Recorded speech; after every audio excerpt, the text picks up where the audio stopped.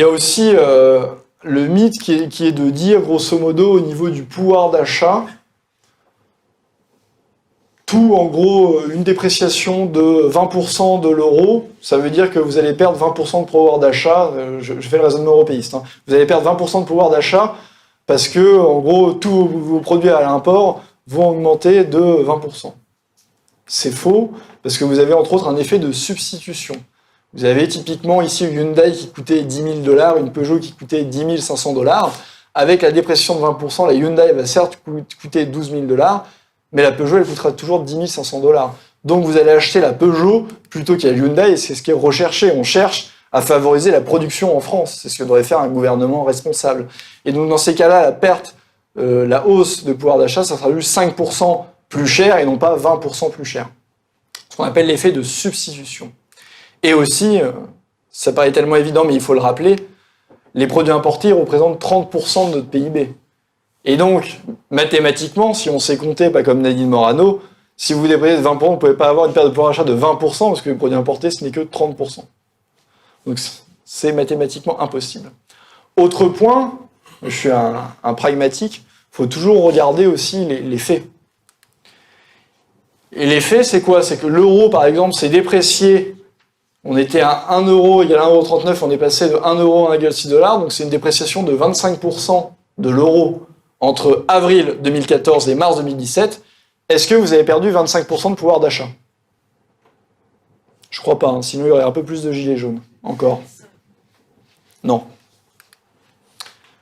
A contrario, quand l'euro s'est apprécié de 17% entre mars 2017 et février 2018, est-ce que vous avez gagné 17% de pouvoir d'achat? Je crois pas non plus. Pourquoi? Évidemment, parce que tous les produits ne sont pas importés. Et il y a un autre effet, notamment quand la monnaie se déprécie, autre que la substitution, que tous les produits ne sont pas importés. L'autre effet, c'est que nous sommes dans des marchés très compétitifs. Tout ce qui est électronique, les téléphones ou autres, tout est importé, on produit quasiment rien. Et quand l'euro s'est déprécié de 25%, les prix n'ont pas augmenté de 25%. C'est comme vous êtes sur des marchés concurrentiels, ces entreprises-là préfèrent rogner sur leur marge plutôt que de perdre des pouvoirs d'achat. Et c'est pour ça que les prix des iPhones, des télés, etc. n'ont pas du tout augmenté de 25% quand il y a eu une dépréciation de l'euro de 25%. Donc là encore, les mensonges, les peurs. Et il y a d'autres scénarios de dissolution d'ailleurs de l'euro. Il y a une très bonne étude notamment menée par Jacques Sapir et qui montre qu'il y a 9 scénarios différents dedans avec des plus ou moins optimistes et des scénarios différents entre sortie coordonnée ou pas de l'euro et les options économiques choisies pro-consommation, pro-investissement et pro-réduction des déficits. La pro-investissement étant la plus efficace économiquement. Et selon les différentes hypothèses, on avait une croissance sur 4 ans allant entre 8 et 21%. Donc grosso modo, c'est entre 2 et 5% de croissance par an. On en est très loin à l'heure actuelle. L'option pro-investissement, il y a une baisse de 2 millions de chômeurs de catégorie A en 3 ans. C'est des études économiques, des simulations. Et évidemment, il y a une redressement spectaculaire des comptes sociaux là-dessus, parce qu'on sait très bien que même pas 2 millions, mais 1 million de chômeurs en moins, il n'y aurait plus du tout de problème des comptes de la sécurité sociale. Le gros problème, c'est qu'évidemment, des chômeurs en moins, à chaque fois, c'est des personnes en plus qui cotisent et c'est des prestations chômage en moins à verser. Donc c'est évidemment le cercle vertueux. Et on sait très bien qu'on ne va pas rééquilibrer les comptes de la sécurité sociale, par exemple, en augmentant indéfiniment l'âge de départ à la retraite, parce qu'en gros, les entreprises déjà n'embauchent pas beaucoup les seniors, et vous remplacez des retraités par des chômeurs, et ça ne solutionne pas du tout le problème. Vous avez aussi des prestations inversées, donc c'est des fausses solutions. La vraie solution pour solutionner le problème de sécurité sociale, c'est évidemment de relancer la machine économique et surtout de recréer de l'emploi, et ça pourra se faire en sortant de l'euro. À court terme, parce qu'il faut tout dire, il faut être objectif, il y aurait une baisse de 3 à 5% du patrimoine de l'assurance vie, mais le niveau serait retrouvé au bout de 5 ans. Donc au niveau des investissements et du patrimoine, sur le court terme, le scénario amène une baisse de 3 à 5%, mais qui serait établie au bout de 5 ans. Et encore, comme je dis souvent, vous savez, ça c'est un argument, les personnes les plus dures à convaincre sur l'euro, c'est les personnes âgées, ou des fois c'est des jeunes qui auraient des arguments un petit peu légers, de type c'est super bien, grâce à l'euro, je peux voyager de France en Espagne sans changer la monnaie. Bon, déjà, à une époque où maintenant, c'est vrai que ça facilite à une époque où il y avait quasiment pas d'argent, mais maintenant tout l'argent est électronique, on paye tout par carte bleue, et je connais personne qui n'est pas allé en Angleterre parce qu'il devait payer sa carte bleue, qui devait changer de la monnaie.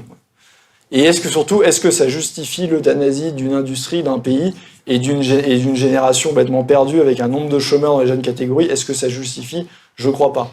De la même façon, est-ce que pour une baisse de 3 à 5% du patrimoine, ça justifie d'avoir une armée de chômeurs et des générations complètement sacrifiées, une économie qui est en train d'être détruite?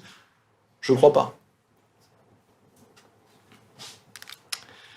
Taux d'imposition pourrait lui aussi baisser, c'est important parce qu'on sait très bien que la classe moyenne, et c'est aussi une des revendications des Gilets jaunes, a été matraquée d'impôts. Les 2 dernières années de Sarkozy, les premières Hollande, et avec Macron c'est la même chose, avec la hausse de la CSG ou autre. De toute façon, les personnes les plus pauvres n'ont pas les moyens, hormis la TVA, de payer de l'impôt. Les personnes les très riches, via de l'optimisation fiscale, de la fraude, de l'évasion fiscale, payent en taux moins d'impôts, et donc ceux qui sont matraqués, c'est la classe moyenne, et on sait très bien que la classe moyenne a été matraquée d'impôts, et donc la sortie de l'euro pourra permettre justement de diminuer là aussi en partie la fiscalité. Baisse de l'endettement public à 75% du PIB, et l'inflation serait au maximum de 5% la première année, puis 4% la deuxième, et diminuerait ensuite.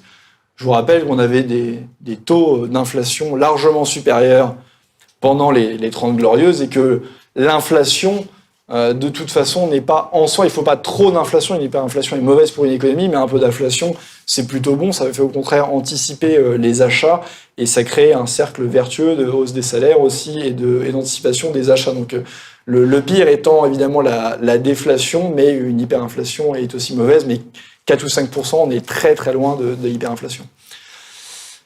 On n'est pas les seuls à le dire. Bank America dit la même chose, qu'une sortie de l'euro au niveau...